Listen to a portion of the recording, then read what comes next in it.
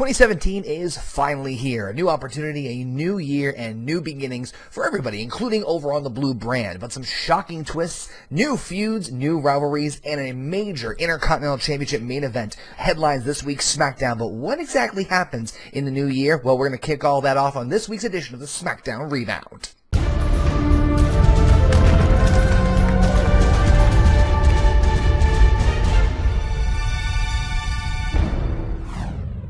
Hello everybody, my name is Connor,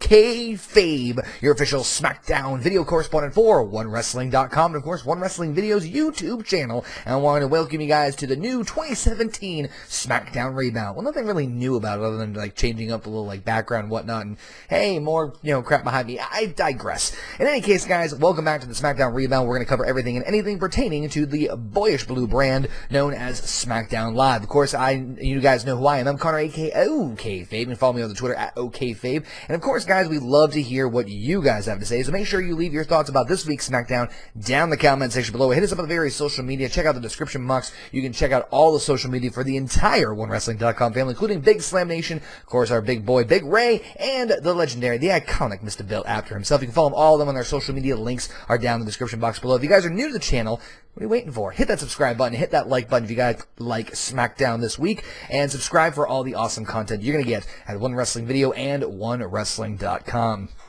Okay, this show was quite a wild roller coaster, to say the least, but I was all for it. I was giddy as hell, strapped in the straps, and went skyrocketed. Did I mention I have a fear of roller coasters? But you know what? Screw it. I don't care. This SmackDown was fantastico. Anyway, we kick things off with Miz, the Intercontinental Champion, demanding an apology from Renee Young, who had basically a little hand to set up Dean Ambrose attacking him last week, ultimately leading to, well, what we're going to have in the main event, the Intercontinental Championship match between Miz and Dean Ambrose. As Miz continues these slew of insults towards Renee Young, we don't get Renee Young, but instead we get Dean Ambrose himself. As he goes to confront Miz, Maurice once again standing in between the lunatic fringe of the Intercontinental Champion and then slapping the taste right out of his mouth. Of course, Dean quickly replies, well, you know what? The hardest part of my night is over. She slaps so much harder than you do, Miz. Ooh, I believe that's what the kids call a sick burn.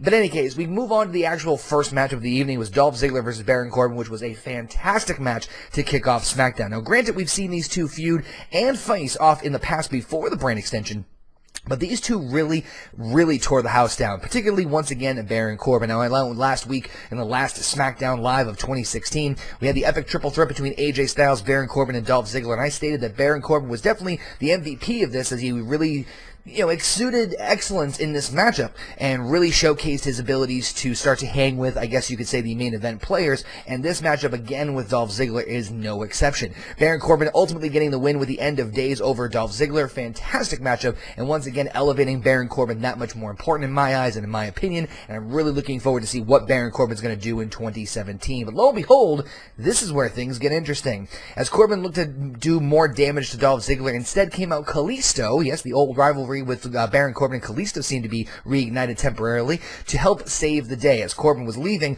Ziggler gets up and actually takes out Kalisto in frustration, saying, "I never needed you, I never needed anyone." Wait, he just saved you with the chair and tried to help you with the thing, and my head is spinning. But I guess Dolph Ziggler's turned a new leaf. When he was confronted backstage with Apollo Crews, he headbutted him. I don't know what's with Dolph Ziggler, but in 2017, I like this Dolph Ziggler. I want to see where it goes, and I want to see, especially with Apollo Crews, if he's going to have some epic rivalries and matches with Apollo Crews. Oh, I can't wait. 2017 is going to be quite the year.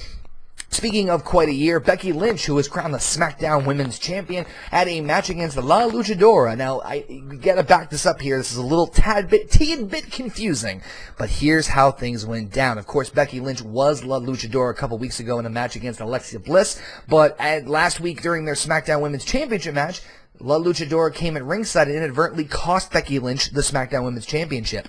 Really confusing, right?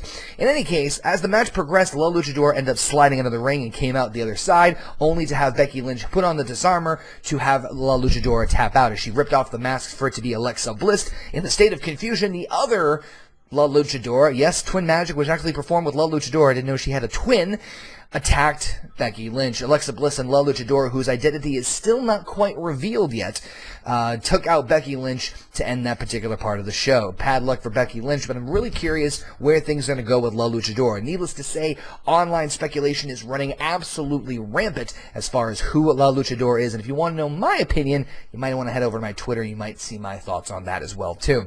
Now, a big portion of the show was revolving around a contract signing between the Phenomenal One, the WWE Champion AJ Styles, and John Cena for their epic encounter at the Royal Rumble. I'm not going to go into too much detail because these two cut a fantastic promo between the two of them that was really nail-biting and stuff that really hit a lot of home for a lot of different things. Styles talking about how Cena, it's not his time anymore. It's the new era time. He's gone and put himself in Hollywood, but Cena comes back with arguably some of the best promo work I've ever heard him ever perform. Granted, it's no secret that John Cena is an absolute stellar person on the microphone, but lately, with a touch of realism in his promos, he's done very, very well in my opinion, and some of his best stuff to date in my personal opinion. As the two continue back and forth, they are interrupted by Baron Corbin of all people. Okay, not complaining. Corbin initially says it doesn't matter who's winning at the Royal Rumble because he's going to be announcing himself, or officially announces himself, as the first SmackDown person to enter the 2017 Royal Rumble. And considering his track record of winning Battle Royals, hey, I like SmackDown's chances. Corbin then distracts John Cena long enough and almost, we almost have a fight between the two, but AJ takes advantage of the situation and hits a beautiful kick from the back of the head. Corbin, of course, looking down at John Cena saying, you know what? Maybe you're right. Maybe your time isn't now. Maybe your time is up. Oh, I'm loving 2017 so much. Okay, calm down. Carmella with her new boy toy, James. That's got to be a typo, right? Carmella and James Ellsworth? Carmelsworth? Okay, sure. James Ellsworth is now with Carmella, who has a match against NXT's Aaliyah, and as Aaliyah looks like she's going to get the advantage, James Ellsworth inadvertently pushes her off the top, distracts her off the top turnbuckle, allowing Carmella to ultimately get the submission victory over Aaliyah, and it looks like these two are a couple? Not touching that with a 10-foot pole.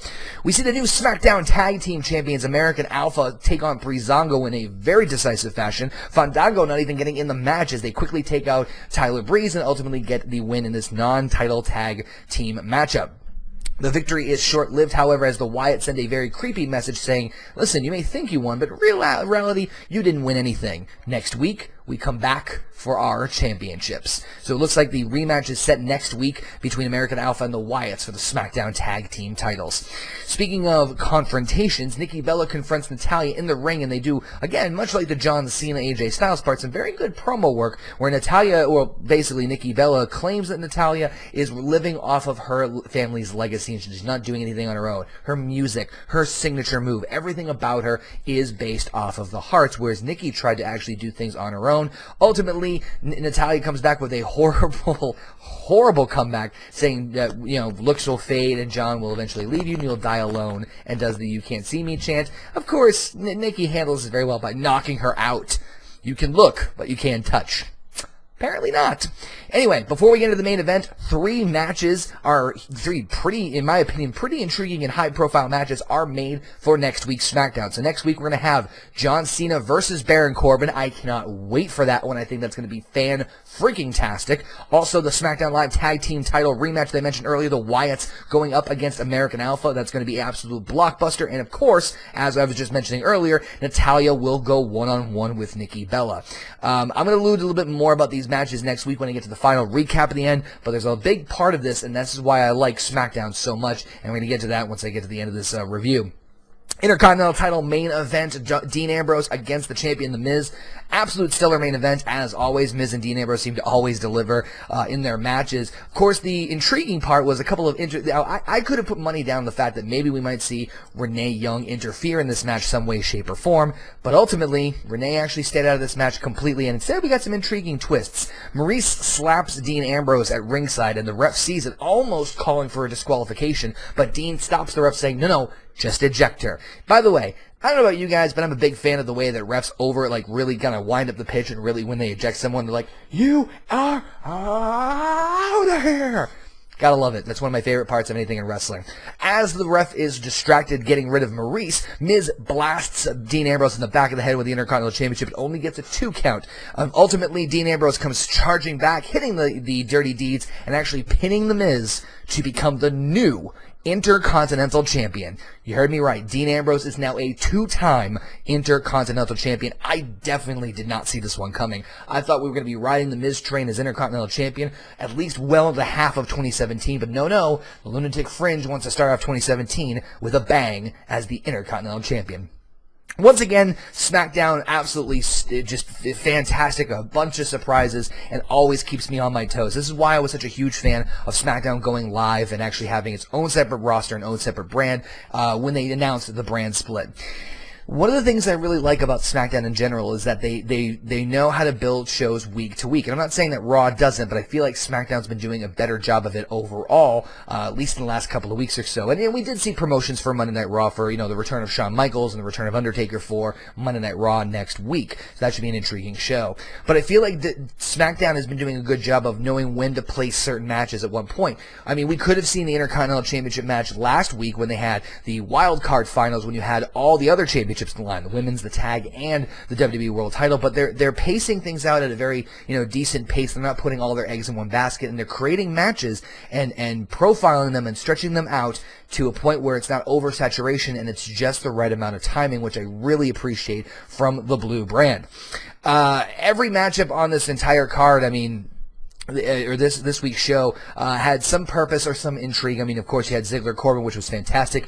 Becky Lynch and La Luchadora, of course, was just continuing the rivalry between them. Carmella versus Aaliyah, again, just kind of showing the relationship between Carmella and James Ellsworth.